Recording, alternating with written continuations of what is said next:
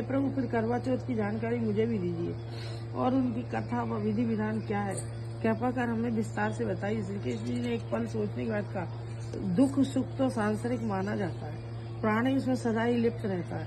मैं तुम्हें अति उत्तम श्री करवा चौथ माता के व्रत की कथा सुनाता हूँ, इसे ध्यान से सुनो। प्राचीन काल में बूढ़ी विद्वान धर्मपरायण एक ब्राह्मण रहता था। उसके 4 पुत्र था। एक गुणवती सुशील पुत्री थी। पुत्री ने विवाहित होकर चतुर्थी का व्रत किया था, किंतु चंद्रोदय से पूर्व ही उसे भूख ने परेशान कर दिया। इससे उसके स्नेही भाइयों, दयालु भाइयों ने फल से पीपल की आड़ में झूठा चंद्रमा बना दिया। लड़की ने अर्घ देकर भोजन कर लिया। भोजन करते ही उसके पति की हृदय गति बंद हो गई। अब तो उसकी हृदय विदारक करुण की चित्कार से सारा गांव कांप उठा।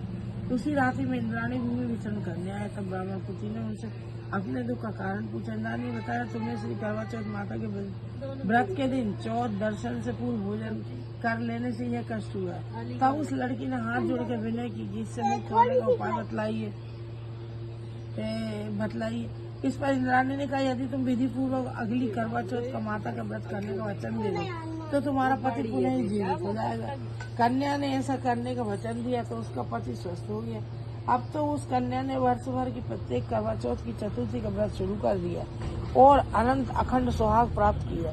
श्री कृष्ण ने कहा, हे द्रौपदी, यदि तुम भी इस व्रत को करोगी तो तुम्हारे सभी संकट टल जाएंगे। इस प्रकार द्रौपदी ने व्रत किया और पांडव सभी क्षेत्र में विजयी हुए।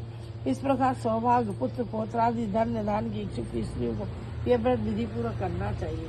इस व्रत में भगवान शंकर जी की पूजा आरती करना चाहिए। बोलो करवा चौथ माता की। एक ब्राह्मण परिवार में 7 बहुएं थी। 6 बहुओं